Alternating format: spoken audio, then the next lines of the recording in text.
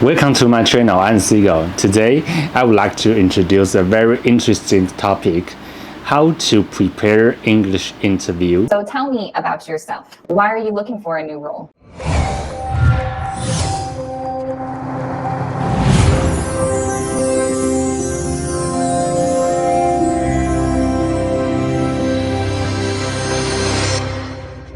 好，那因为今天这个主题啊，主要是跟华人比较相关，那我就用中文来讲解今天的这个主题。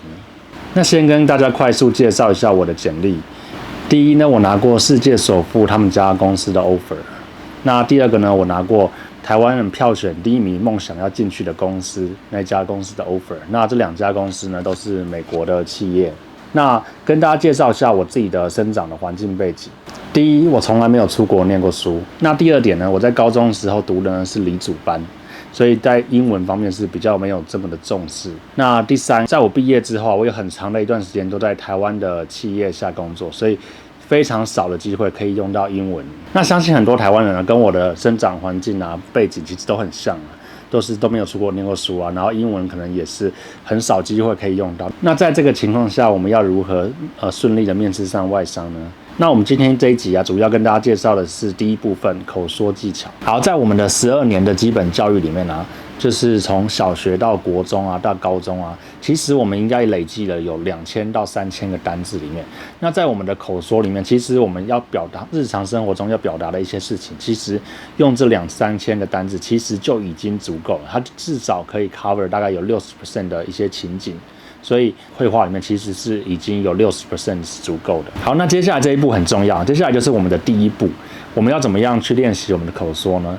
第一个就是要训练你的胆子。所以在一些情形像是你上英文课的时候啦，或是你出国去玩你要问路买东西的时候啦，或是像是外国客户来访或是一些英文会议的时候即使是你只知道一些非常简单的句子像是 How are you How do you do那即使你问的问题或是回答的时候文法都不对那也没有关系，因为这个步骤就是要训练你敢开口。那如果你敢开口的话，其实就已经成功的迈向第一大步了。那第二步就是在你敢开口之后接下来我们就要训练我们的头脑里面的记忆的肌肉，我们要让它扎实的记忆在我们的头脑里面。那要怎么样去做到这个东西呢？就是我建议可以报名一些像是线上的一些1对1的英文课程那在经济如果可能不允许的情况下呢，我建议也可以先选择一些像是菲律宾老师的课那它的相对于美籍老师、英籍老师的价钱来说，可能会稍微偏低一点。那练习的方式就是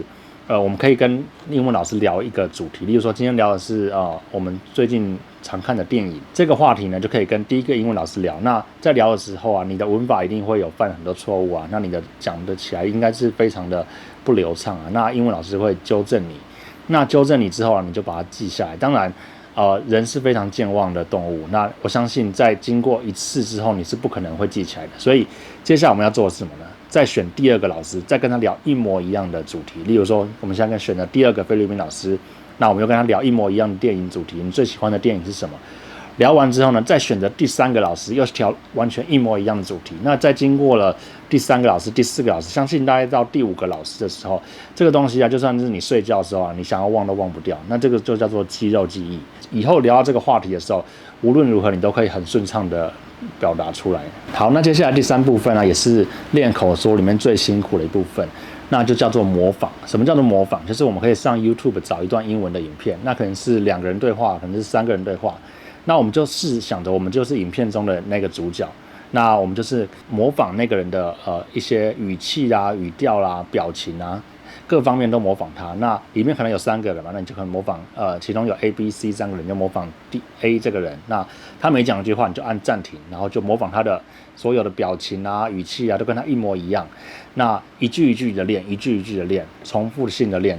那这个东西有什么帮助呢？就是在某一天你想要真正跟外国人对话的时候，你会突然有一个灵光在你的头脑里面，这句话就脱口而出了。为什么你会脱口而出？因为你曾经模仿过这句话。所以这个练习是非常的辛苦，但是我觉得这个是非常重要的一环。所以在练口说的时候呢，主要就分成第一，试着大胆的开口，不要害怕。第二个就是反复的去跟你的外国老师讲同样的主题，那当这个主题熟了之后，再换下一个主题。那第3个呢，就是打开一段英文影片，然后去模仿里面的其中的角色，然后不断的练习，不断的练习。那这些句子啊，这些东西就会深深的印在你的头脑里面。那今天我们先介绍口说的部分，那下一集的时候我再跟大家介绍一下如何训练我们的听力的部分。那我们今天的影片就先到这边，希望大家会喜欢哦。记得订阅、按赞、分享频道，我们下期见喽，拜拜。